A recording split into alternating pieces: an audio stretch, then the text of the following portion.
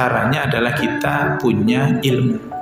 Sehingga kalau ada kemungkinan kita akan punya masalah, kita tetap tenang karena ilmu membimbing kita. Misalnya kita jatuh, tapi tahu ilmunya, oh luka begini tidak masalah, oh luka ini pengobatinya begini, maka tenang.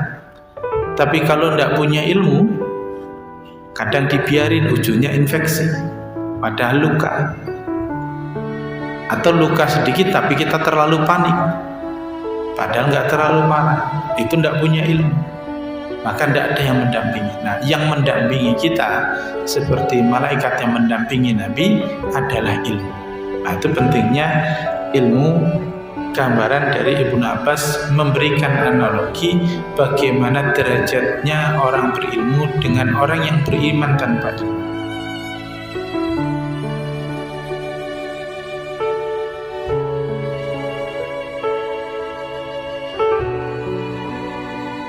Assalamualaikum warahmatullahi wabarakatuh. Innal hamdalillah nahmaduhu wa nasta'inuhu wa nastahdihi wa na'udzu billahi min shururi anfusina wa min sayyiati a'malina. May yahdihillahu fala mudilla lahu wa may yudlil fala hadiya lahu. Asyhadu an la ilaha illallah wa asyhadu anna Muhammadan abduhu wa rasuluh. Amma ba'd. Jamaah salat maghrib yang dirahmati Allah Subhanahu wa taala. Syukur kepada Allah di malam hari ini kita diberikan kelimpahan nikmat kesempatan melaksanakan ibadah maghrib berjamaah yang kita lanjutkan dengan taklim dengan niatan mencari keberkahan, kebaikan, menyiapkan diri, memantaskan diri untuk bisa masuk di bulan Ramadan. Jadi orang itu berharap sampai ke bulan Ramadan, tapi kadang-kadang begitu awal Ramadan yang diingat hari rayanya. Maka agar nanti kita tidak ingat hari rayanya, kita mulai sekarang ingat isinya Ramadan, memantaskan diri. Jadi Ramadan itu tempat kita memanen pahala kalau memang kita sudah persiapkan panjang. Tapi kalau nggak siap biasanya ya merasa kok sudah Ramadan lagi. Nah, itu tandanya memang nggak siap. Jamaah Allah Subhanahu wa taala, kita lanjutkan ngaji kita membahas kitab Mukhtasar Minhajul Qasidin karya Ibnu Qudamah Al-Maqdisi. Pekan lalu kita sudah belajar pengantarnya, muqaddimahnya, biografinya, siapa itu Ibnu Qudamah Al-Maqdisi, kemudian siapa sebenarnya penulis Minhajul Qasidin yang asalnya adalah Ibnu Jauzi, dan Ibnu Jauzi sebenarnya juga merangkum atau melakukan tahdzib pada kitab Ihya Ulumuddin karya Abu Hamid Al-Ghazali. Maka tiga buku ini sebenarnya isinya sama. Nanti kalau lebih besarnya lagi syarah Ihya Ulumuddin, yakni kitab Ithaf Asyadah Al-Muttaqin, syarah sah Ihya Ulumuddin itu juga lebih panjang lagi, itu 14 jilid. Jadi syarah dari Ihya Ulumuddin. Jadi kita enggak membesar tapi mengecil. Jadi mukhtasarnya dan mukhtasarnya lagi. Jadi kita lebih kecil karena lebih ringkas. Nah, sebelum kita masuk ke isinya, karena isinya sebenarnya sama, kitab-kitab ini dibagi pada 4 bagian. Bagian pertama ibadah, bagian kedua adalah al-adah atau adab, bagian ketiga adalah al-muhlikat, dan yang keempat adalah al-munjiyat. Jadi pertama adalah kita bahas tentang ibadah, kemudian yang kedua nanti kita bahas tentang adab, tapi yang dimaksud adab ini akhlak dalam berbagai hal muamalah, kemudian al-muhlikat, hal-hal yang menghancurkan, dosa-dosa besar nanti yang kita bahas, dan terakhir adalah al-munjiyat, hal-hal yang membuat kita berhasil sampai pada ridha Allah. Pada 4 hal ini, jadi saya coba buka kitab Ithafnya, ada nggak penjelasannya? Ternyata ada pertanyaan. 4 ini 4 yang sejajar atau 4 yang bersyarat? Kalau 4 yang sejajar, belajar 1 tidak masalah, lompat juga tidak masalah. Tapi kalau 4 yang bersyarat, maka tanpa yang 1 tidak bisa yang kedua, tanpa yang kedua tidak bisa yang ketiga, tanpa yang ketiga tidak bisa yang keempat. Maka penjelasannya bagaimana? Ternyata dianggapnya dalam kitab Ithaf itu ini bersyarat. Dari mana kita tahu? Karena kita baca di dalam surah Al-Fatihah, Iyyaka na'budu wa iyyaka nasta'in. Kenapa ibadah dulu baru nasta'in itu? Isti'anah, kita minta pertolongan.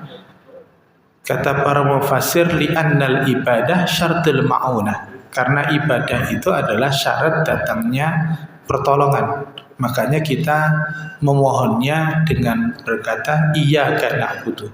Kepadamu ya Allah kami beribadah, dan hanya kepadamu kami minta pertolongan. Jadi ibadah kemudian datang pertolongan. Itu sama seperti kalau di kita, ya kalau negara itu Pancasila itu. Jadi kalau ada orang yang ngomongin Pancasila itu ada 5 pilar. 5 pilar itu bersendiri-sendiri atau bersyarat.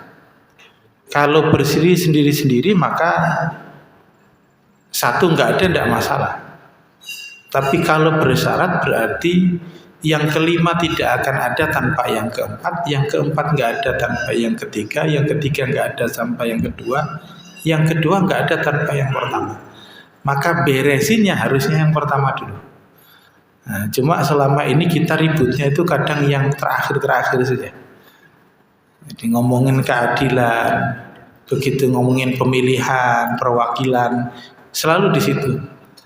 Sehingga kita ribut dulu.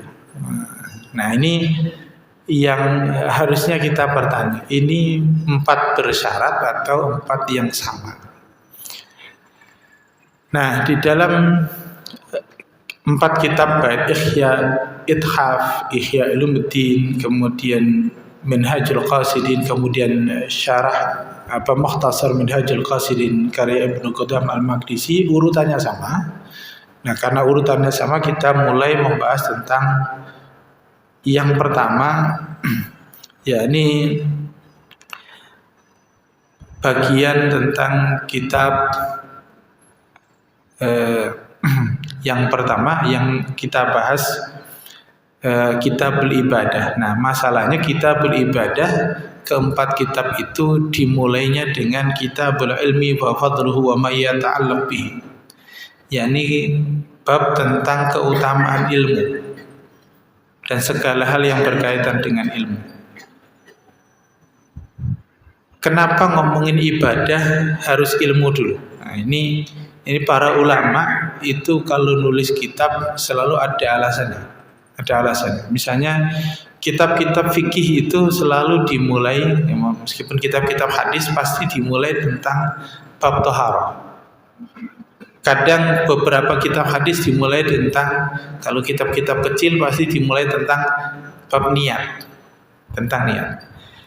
Tapi ada yang unik, misalnya kita baca kitab Al-Muwatta karya Imam Malik, dimulainya itu bukan bab niat, bukan tentang taharah, tapi dimulai tentang awqatus shalah, waktu salat.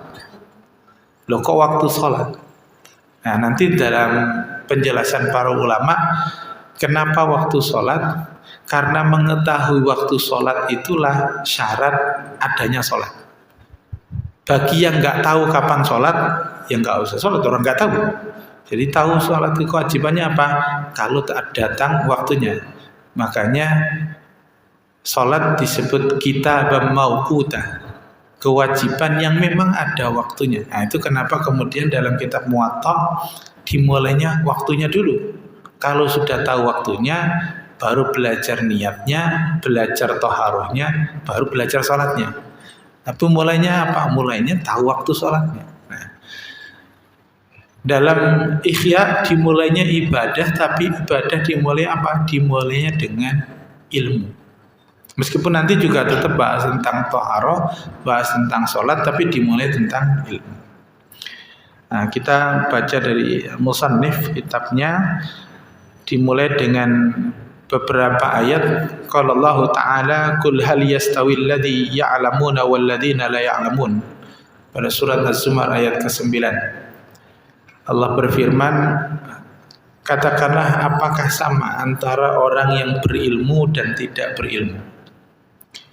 Kalau di Quran ada pertanyaan, maka tugas kita itu bukan sekedar jawab ya beda, selesai bukan, atau sama bukan, tapi tugas kita adalah merenungkan kenapa pertanyaan ini muncul, dan andai pertanyaan itu dijawab, argumentasinya apa. Kalau ditanya kenapa pertanyaan ini muncul, karena nanti misalnya ada kalimat yang mudah, misalnya hal ataka haditsul ghasyah, itu pasti kita hafal. Pertanyaan itu kita tanya kembali, kenapa itu ditanyakan? Karena kita itu seringnya lupa hal yang besar, tapi kita lupa. Nah, kalimat Qul hal yastawil ladzina ya'lamuna wal ladzina la ya'lamun itu juga biasanya kita lupa. Kenapa ditanya? Karena kita kadang-kadang enggak merespon. Sama enggak sih orang yang berilmu sama yang tidak berilmu? Nah, jangan-jangan kita menganggapnya sama. Kalaupun sederhananya kita akan mengatakan, ya bedalah, kan satu tahu ilmu, satu tidak. Itu jawaban tapi bukan argumen. Jadi beda enggak merah sama biru? Ya beda. Itu jawaban tapi bukan argumentasi. Argumentasi itu kenapa beda? Karena menjawab kenapa beda ini yang menentukan nanti apakah kita menganggap ilmu itu penting atau tidak. Misalnya begini, kalau kita ditanya, bisa enggak orang yang tidak berilmu itu bahagia, hidupnya senang? Kalau kita mengatakan ya yang enggak berilmu bisa bahagia, yang berilmu bisa bahagia, maka ujungnya kita mengatakan ilmu itu enggak penting. Karena kita tidak bisa membedakannya. Ya orang gila juga bahagia.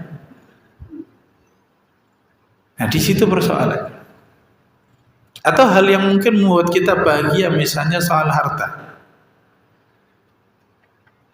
Apakah orang yang bodoh bisa kaya dan yang pintar juga bisa kaya? Apakah sama atau tidak? Kalau kita mengatakan ya yang bodoh juga bisa kaya, enggak selamanya yang pintar kaya, bodoh juga bisa, itu tandanya kita akan menganggap ilmu tidak penting.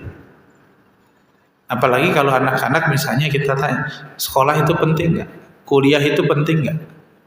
Kalau nanti bilang enggak, buktinya ada yang enggak sekolah sukses. Maka kita harus mendudukkan kembali. Kalau di kampus biasanya ada yang mencontohkan begini, itu Mark Zuckerberg itu di DO dari kampusnya, tapi buktinya bisa bikin Facebook. Steve Jobs itu di DO dari kampusnya, tapi dia bisa bikin Apple. Nah, yang begini biasanya kita ingatkan ulang. Dia di DO itu dari Harvard University, dari kampus terbaik dunia. Tapi kalau kita, anak-anak kita di DO dari kampus di dalam negeri yang tidak terkenal pula, yang pendidikannya nggak ada jaminan pula, di DO pula, ya bikinnya bukan Facebook, bikinnya bukan Apple. Maka disitulah harus kita sampaikan bahwa ilmu itu penting, sehingga berbeda antara mereka yang berilmu dan tidak.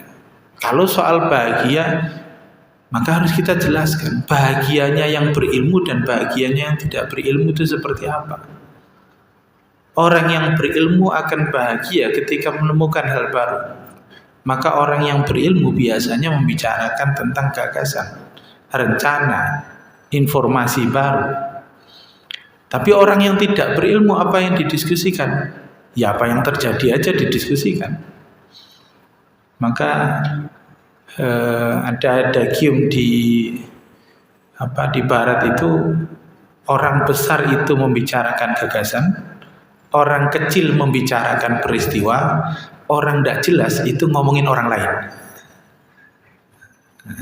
Jadi tinggal kita pilih yang mana, ngomongin peristiwa, ngomongin gagasan, apa ngomongin orang lain.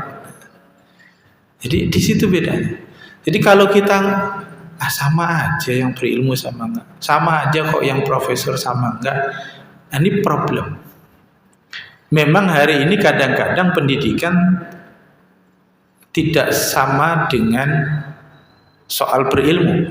Makanya ada yang bilang ijazah itu tanda orang bukan pernah sekolah, bukan tanda orang berilmu. Ya memang betul. Kita kenal di Indonesia sosok misalnya Buya Hamka, ya tidak kuliah juga, tapi ilmunya dalam. Tapi itu hanya sangat kecil dari sebagian masyarakat yang besar. Ada kok nggak yang nggak kuliah tapi bisa sukses? Misalnya di Indonesia kita dulu pernah kenal ada Bob Sadino misalnya, nggak kuliah tapi sukses. Itu kan sangat kecil, sangat kecil. Tapi kalau itu yang jadi perbandingan, maka gagal cara berpikir kita. Maka itulah muncul pertanyaan, hal yastawi, sama nggak sih orang yang berilmu sama tidak berilmu? Maka kita gali terus. Kalau kita belum menemukan, ya tandanya kita tidak akan menganggap ilmu itu penting. Ujungnya apa? Ya tidak belajar, tidak apa-apa. Ujungnya di situ. Wa qala ta'ala, juga di dalam ayat yang lain, yarfa'illahu alladhina amanu minkum walladhina utul ilma darajat. Allah mengangkat derajat orang-orang yang beriman di antara kalian, dan ini utul ilma, kalau di terjemahan Quran Indonesia itu, dan mereka yang orang-orang yang berilmu.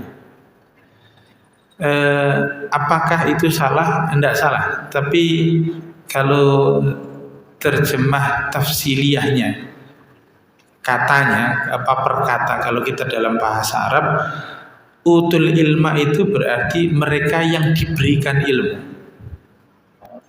Sehingga para mufassir nanti kata utul ilma itu ilmu yang spesifik, bukan ilmu yang umum, ilmu yang spesifik. Ilmu tentang apa? Yakni utul ilma an imanihi, mendapatkan ilmu tentang apa yang mereka imani. Disinilah nanti sebenarnya penjelasan nanti ada Imam Ghazali memberikan gambaran bahwa ilmu itu ada yang fardhu ain, ada fardhu kifayah. Sehingga derajat orang yang belajar katakanlah ilmu kedokteran misalnya, yang kalau ilmu kedokteran itu tidak menambahkan keimanannya, maka derajatnya tidak lebih tinggi daripada mereka orang yang beriman yang tidak tahu ilmu kedokteran. Karena yang paling penting adalah imannya itu. Sehingga nanti diingatkan oleh Imam Ghazali, man zada lahu ilman falam yazid imanu wa lam yazidu illa bu'dan. Siapa yang bertambah ilmunya tapi tidak bertambah imannya, tandanya imannya makin jauh. Anak-anak kita itu kalau belajar astronomi, yang ditemukan cuma galaksi, ketemunya black hole, begitu ditanya, terus akhirat di mana? Enggak tahu. Akhirnya lupa itu keimanannya. Karena itu perlu dijelaskan tentang iman. Jadi sains dengan iman harus disandingkan. Makanya kalau di kampus saya ngajar akidah itu biasanya akidah yang nuansanya saintifik, logik. Enggak sekedar pokoknya harus yakin, enggak. Karena kadang-kadang keimanan kita itu dasarnya hanya asumsi. Tidak ada dalil, hanya asumsi, Misalnya, mungkin ada yang pernah belajar malaikat raqib atid itu di pundak kanan, pundak kiri. Itu kalau kita cari dalilnya tidak ada. Itu asumsi para ulama untuk menjelaskan agar mudah saja. Bahwa tidak ada juga di pundak kita, tidak ada juga. Karena itu raqibun atid, di Quran itu kalau kita baca raqib itu artinya yang dekat, atid itu yang raqib itu artinya mengawasi, atid itu yang dekat atau melekat. Jadi gambarannya itu. Nah, itu sehingga ilmu yang meningkatkan derajat seseorang adalah ilmu yang dia menambah keimanan, bukan ilmu yang tidak menambah keimanan. Makanya kalimat yang digunakan dalam Quran adalah utul ilma, bukan al-alim. Andai kata yang berilmu, maka yarfa'illahu alladhina amanu minkum walladhina al-alim, cukup. Bukan walladhina utul ilma, tapi walladhina utul ilma darajat.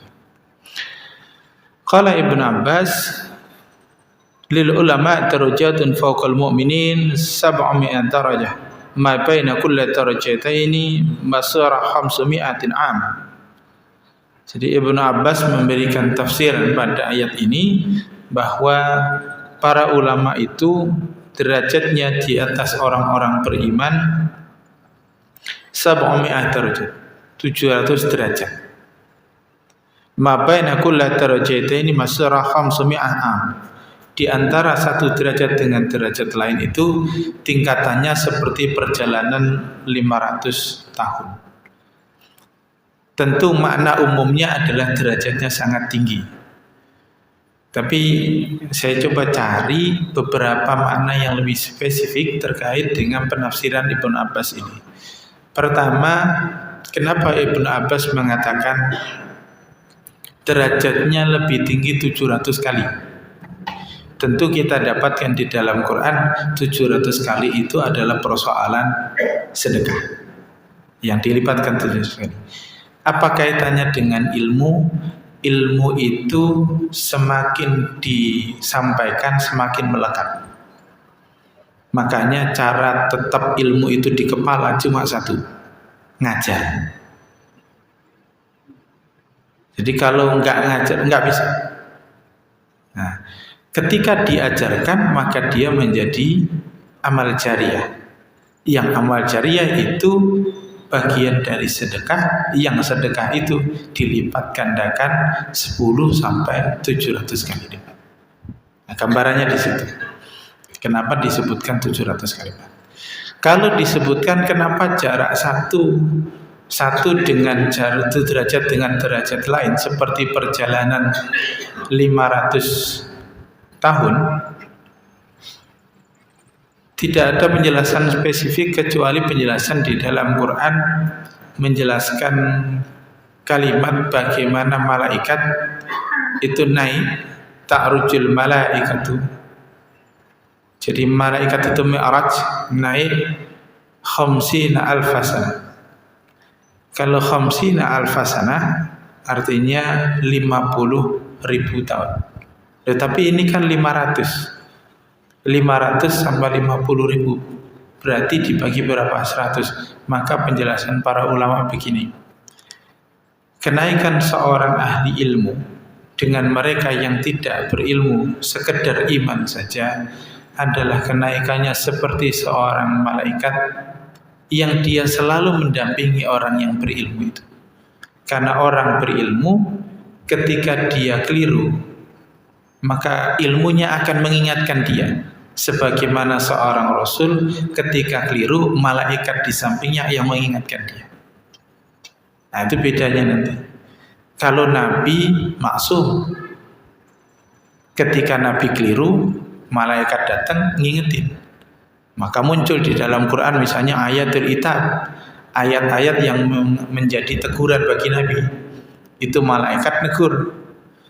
Misalnya di dalam Quran abasa wa tawalla an ja'ahumul a'ma. Nabi Muhammad diingatkan oleh Jibril, itu ada orang yang buta yang ingin minta nasihat, tolong dinasihati. Jadi Nabi Muhammad keliru, malaikat yang bimbing. Kita keliru, nggak ada yang bimbing. Terus gimana biar dibimbing seperti Nabi dibimbing malaikat? Caranya adalah kita punya ilmu. Sehingga kalau ada kemungkinan kita akan punya masalah, kita tetap tenang karena ilmu membimbing kita. Misalnya kita jatuh, tapi tahu ilmunya, oh luka begini tidak masalah, oh luka ini pengobatinya begini, maka tenang. Tapi kalau tidak punya ilmu, kadang dibiarin ujungnya infeksi, padahal luka. Atau luka sedikit tapi kita terlalu panik, padahal nggak terlalu parah, itu tidak punya ilmu, maka tidak ada yang mendampingi. Nah, yang mendampingi kita seperti malaikat yang mendampingi Nabi adalah ilmu. Nah, itu pentingnya ilmu. Gambaran dari Ibnu Abbas memberikan analogi bagaimana derajatnya orang berilmu dengan orang yang beriman tanpa ilmu. Wa qala ta'ala, dilanjutkan oleh Ibnu Qudamah dalam surat Al-Fatir, innama yakhsyallaha min ibadihi ulama, sesungguhnya yang takut kepada Allah di antara hamba-hamba Allah itu adalah al-ulama.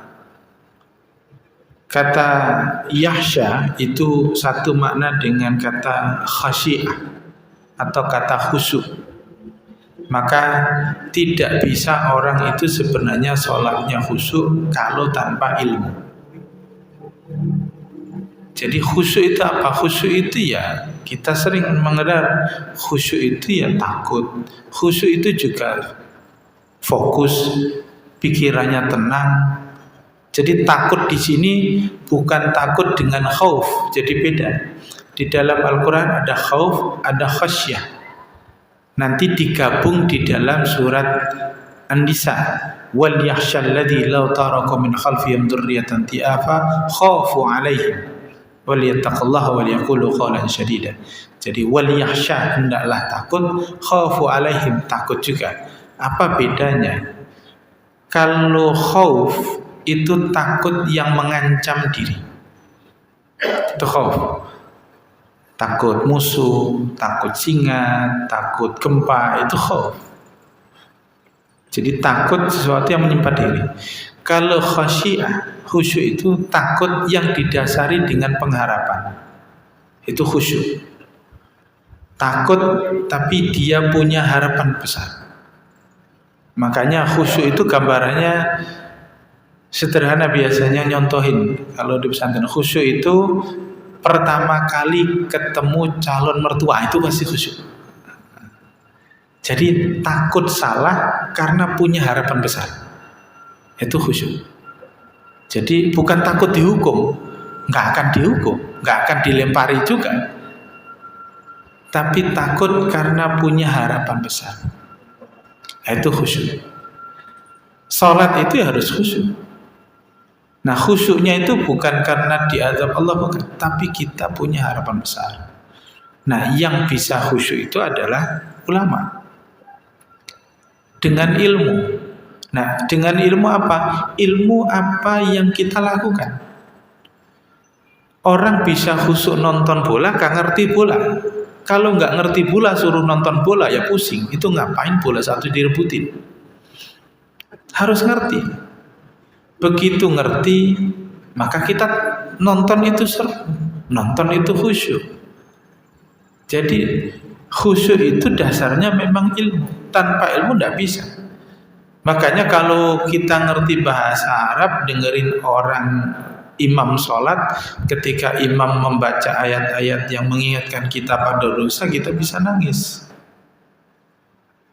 Tapi kok ada orang nggak ngerti bahasa Arab, sholatnya nangis? Nah, itu bukan khusyuk. Bisa jadi nggak bisa bayar utang, punya musibah, itu khusyuk. Nah, itu bukan khusyuk. Jadi khusyuk yang didasarkan pada ilmu. Kalau itu nggak khusyuk. Nah, makanya ada kalimat unik dari seorang ustaz bilang begini. Kalaupun sholat itu kita nggak ngerti isinya dan nggak bisa khusyuk dan nggak bisa nangis, maka pura-puralah menangis. Dan setelah itu menangislah karena kepura-puraan itu. Karena kita nggak ngerti. Baca at-tahiyatulillah artinya apa nggak tahu, nah itu repot. Maka memang dasarnya ilmu. Wa fi sahihain min hadis Muawiyah bin Abi Sufyan, dan di dalam kitab sahihain yakni kitab Bukhari dan Muslim, Muawiyah bin Abi Sufyan menyampaikan sabda Rasulullah sallallahu alaihi wasallam, sami'tu Rasulullah sallallahu alaihi wasallam may yuridillahu bi khairan yufaqihu fid din. Jadi Rasulullah bersabda, siapa yang Allah inginkan padanya kebaikan, maka Allah menjadikannya faqih terhadap agama. Inilah kenapa di Indonesia dulu namanya murid bukan siswa. Jadi murid itu aslinya bahasa Arab. Jadi dari kata arada yuridu, orangnya namanya murid. Nah, sekarang diganti siswa. Padahal kalau kita gali maknanya beda jauh. Kalau murid itu man arada biridullah, siapa yang ingin ridha Allah itu murid jadinya. Tapi kalau siswa itu dari kata siswa itu sebenarnya peniru aja. Peniru. Jadi gurunya ngapain ditiru? Makanya ketika ngomongin siswa ya, yang ada guru kenceng berdiri, murid kenceng berlari itu ya cuma niru aja. Jadi tidak ada kaitannya dengan ketuhanan. Nah, ini yang kemudian istilah murid itu mulai hilang. Kita lebih kenal dengan istilah siswa. Dalam hadis ini juga mengindikasikan kepada kita bahwa kita harus berprasangka baik kalau kemudian kita diberikan kesempatan untuk mendapatkan ilmu. Tandanya Allah ingin kita baik. Jadi tanda Allah ingin kita baik itu apa? Kita diberikan kesempatan untuk belajar. Nah, belajarnya yufaqihu fiddin. Nah, kata faqih ini kadang-kadang memang berbeda antara faqih dengan alim. Bedanya sebenarnya maknanya pada amal. Yakni faqih itu nanti mereka yang tahu ilmunya dan dia bisa mengamalkannya, itu faqih. Makanya disebut dengan ahli fikih. Itu bukan mereka yang tahu pasal saja, tapi dia tahu bagaimana menerapkannya. Itu faqih, seorang ahli fikih. Itu namanya wa may yuridillahu bi khairan yufaqihu fiddin. Ini juga menggambarkan kepada kita, kalau kita kemudian merasa kok tidak paham agama ini rasa-rasanya kok hanya ritual belaka, belum sampai ilmunya pada kita, maka kita harus kemudian banyak beristighfar, sehingga membuat kita harusnya terus belajar. Meskipun Nabi Muhammad SAW dalam riwayat Imam Ahmad mengatakan rubba hamilin fikhin laisa bifaqihin wa rubba hamilin fikhin ila man huwa afqahu min. Nah, ini diingatkan Nabi. Sesungguhnya banyak orang yang merasa berilmu padahal dia tidak punya ilmu, dan banyak orang yang menyampaikan ilmu padahal di depannya banyak orang yang lebih berilmu. Nah, ini tandanya apa? Kefakihan itu tidak boleh mendatangkan kesombongan. Yang ada kefakihan itu membuat kita untuk selalu terus belajar hal baru, belajar ilmu baru. Karena ilmu agama itu tidak akan pernah selesai, karena Quran selalu diterapkan dimanapun dan kapanpun. Demikian singkat, hanya 2 paragraf di malam ini. InsyaAllah kita lanjutkan lain waktu.